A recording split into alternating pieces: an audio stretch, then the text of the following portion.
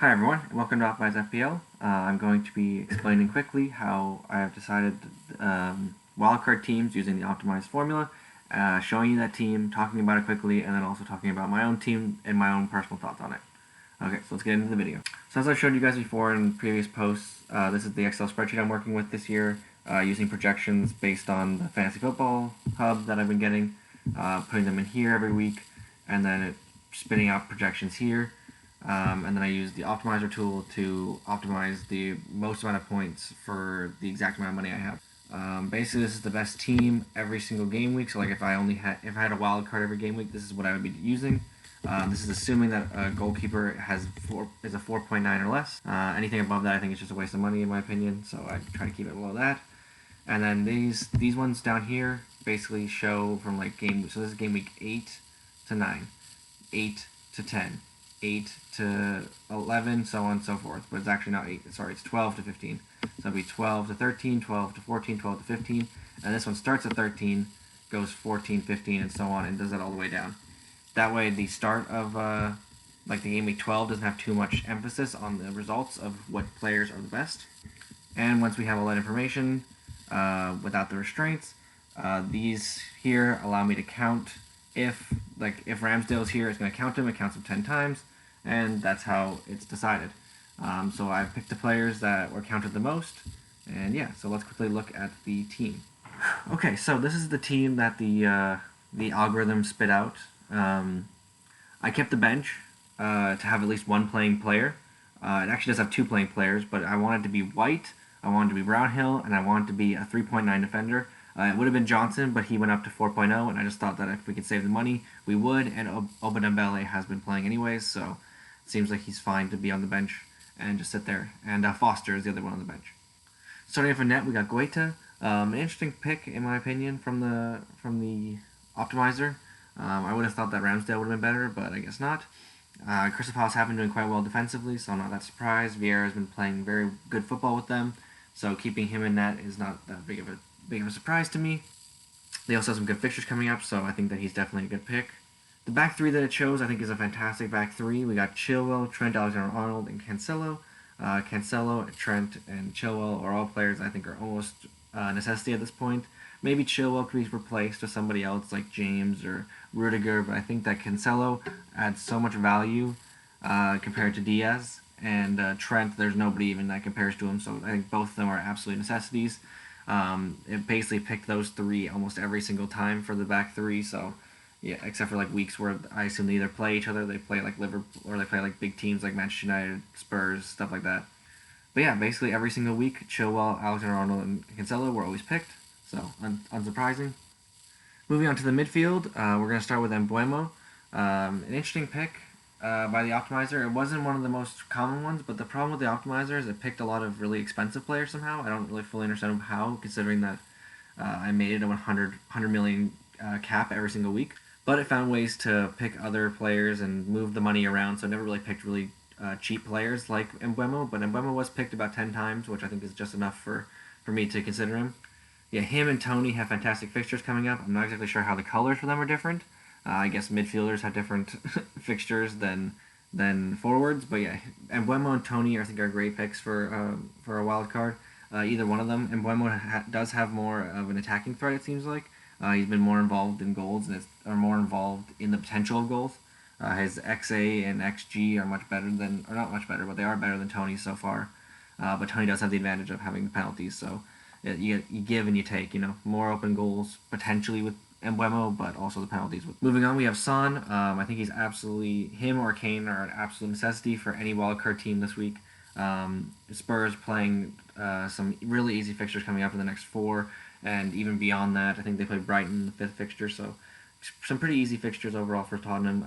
And I think that the way Conte is going to be playing, I think Son is definitely the main man that you want. Maybe Kane right after him, and then Reguilon if you can fit him in somewhere. Those three are really the main ones that you'd go for in this setup. Salah is absolute necessity in my opinion. I don't know who or why anyone wouldn't have him. I did have to put him in as 13 million, so I'm sure everybody else has him at 12.7 like I do, as you can see here. Yeah, so at 13 million, I'd still say he's a buy. Still one of the most picked players according to the algorithm. Grealish is an interesting one. I think that I would probably prefer Foden, if I had to pick between the two, but obviously the price difference is almost 0.5, 0.6 at this point, I believe. So I could see why people would flock towards Grealish instead of Foden. Their fixtures in the next three are not like the most amazing, but after that they have absolutely amazing fixtures. So I'm not surprised that the algorithm likes it. See, that's why I like to make it so that way Game Week 12, Game Week 13, Game Week 14 aren't super heavily considered when doing this. It tries to take in the next 7 fixtures, 8 fixtures, and tries to even out how important they all are equally. Moving on to the forward line, and I found a couple of interesting ones. We obviously talked about Tony already, which is not that surprising to me actually.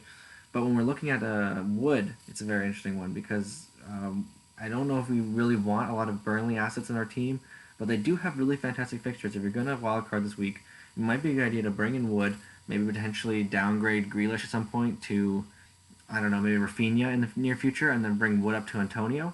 But yeah, in the next 4 fixtures, he's got some great fixtures coming up. And maybe he can start getting back onto form. I mean, he hasn't really scored too many goals this season. I think only 2, but he's a decent price and he's got a good fixture, so I can see why the algorithm likes him. Last out of this team is Jimenez. Unsurprising, in my opinion, that he was picked. He's a very good player. Hwang definitely could have been a player that was looked at, but I think that Jimenez, he's definitely just a better player overall, and also gets, like for fantasy-wise at least, he's a better player overall, and he gets on the penalties, so I would definitely pick Jimenez over him. So not that surprising. I think this team is a decent team. Probably give it like a 6 or 7 out of 10. I really like the defense. I really like the midfield. I think the forward line can be a little bit lacking, but I think it's decent overall. A few things to quickly note about the algorithm that Greenwood and De Bruyne were players that were actually picked quite heavily. I think that's because of their fixture switch coming up. The problem with picking them, or at least the problem that would be with picking them, is that they're not always nailed. Like Greenwood's been his numbers have been decreasing lately, like his minutes, and apparently De Bruyne is on like a match management system this year, so I wouldn't pick either of them, so that's why I just left them out of the team. But in the future, if you wanted to, maybe take Grealish out for Greenwood if he starts getting back into the team, or maybe upgrade Son to De Bruyne if you really wanted to, but I wouldn't recommend that personally. I just don't think those 2 players are good enough FPL assets to be worth their price tags at this current moment. Okay, and just to quickly transition to the team that I made that I think is the best team that you can make for this wild card, just personally in my opinion. Yeah, we'll quickly take a look at it. I'm only going to talk about the players that I switched. I'm not going to talk about the players again, like Chilwell, Alexander-Arnold, Cancelo. I'm not going to talk about them again.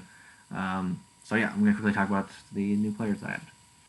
I think Ramsdale in that is a better pick than Gw12. Crystal Palace haven't been playing quite well recently, but I just think that the consistency of a top 6 team is going to outlast the consistency of a mid-table team at best. Not to be rude to Crystal Palace, I love them. I think they've been playing amazing football, and I hope that they do really well. As you can see, I actually brought in a different Crystal Palace player. We'll talk about him in a minute. Going back to Ramsdale, I think that he is way more likely to keep clean sheets in the future than Gw12 would. So, yeah, Ramsdale in my team, I think that's a no-brainer. I think Foster on the bench is a great backup option if you even wanted to play him this week, because Liverpool is definitely a team you don't want to be playing against. So, putting Ramsdale on the bench, maybe playing Foster instead. You could always get Steele in as well on the bench, save 0.1.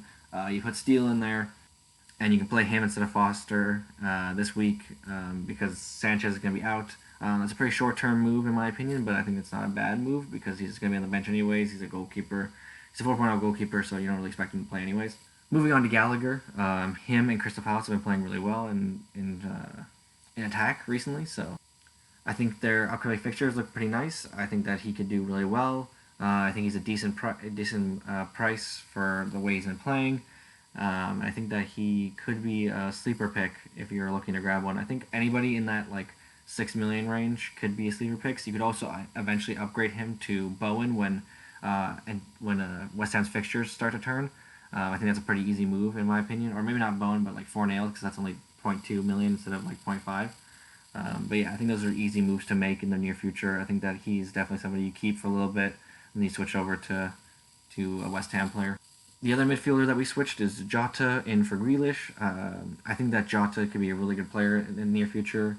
Since Firmino went out injured, I think that he could absolutely do bits. He'll be nailed on to start for the next few weeks, assuming that's how long Firmino's injury is. And then when Salah and Mane have to go off to African Cup of Nations, then Jota is definitely nailed to start. So I mean, he might be benched for like a little bit near Christmas time, but before then he's going to do really well, and then after that he's also going to do really well. So you can get on him pretty early right now if you're on a wild card, and hold for all those price rises you're going to be seeing. The last player is Antonio. I know his fixtures aren't very good in the next like 4, but his most upcoming fixture is pretty decent, and he's been scoring so many goals. He's been on form for most of the season that I think that he's just a player you grab and hope he stays doing what he's doing, if that makes sense.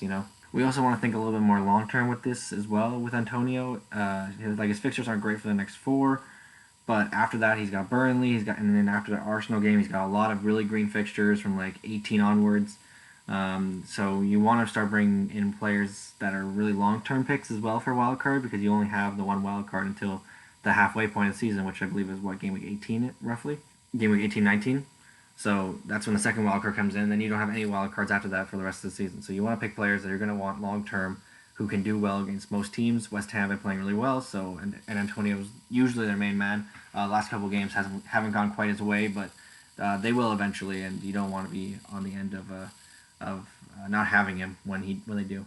Okay, so that's everything from me. Those are the 2 wildcard teams that I would definitely consider. I think that mine is a little bit better than the optimized one, but when we look at it this way, the difference between the 2 teams is pretty minimal in my opinion. If we look at the average projected scores for each week until game week 19, the optimized team is 56.83. That's assuming that there's no captain as well, so you captain some players, I'm sure it goes up quite a lot. I'm sure it's probably like an average of 60 to 65 points a week. My team, for example, would net you around 55.8 points. The problem is that the predictions don't really take into account the fact that Gallagher is actually a pretty decent pick. Doesn't like Gallagher and Jota nearly as much as Mbeumo and Grealish, which could turn out to be entirely true. I wouldn't be surprised if it is. I just think that the other 2 are better than these 2. But yeah, so mine would give you a 55.8, so it's about a 1 point difference per week for the next 8 weeks. So that's about 8 points in total difference. So it's not very much. It's very, very similar. I think the defense is really the most important part to this team. So if you don't have that defense, I would definitely recommend going out and getting it. And yes, and I think that most of the midfield is also pretty important, like Son, Salah, Tony I think is very important. I don't think Wood is nearly as important, but I think he's a good pick, especially for how cheap he is. And you could always bring in Hwang, or like if you want to go up instead, you could bring in Jimenez. Like there's always ways to move money around in these teams. So yeah, I think these are pretty decent teams. Hope everybody enjoyed, and please let me know if you have any questions in the comments below, or if you have a wildcard team you wanted me to look at, please feel free to leave it in the comments below. Feel free to subscribe as well, and yeah, thanks for watching. I appreciate it, and cheers everyone.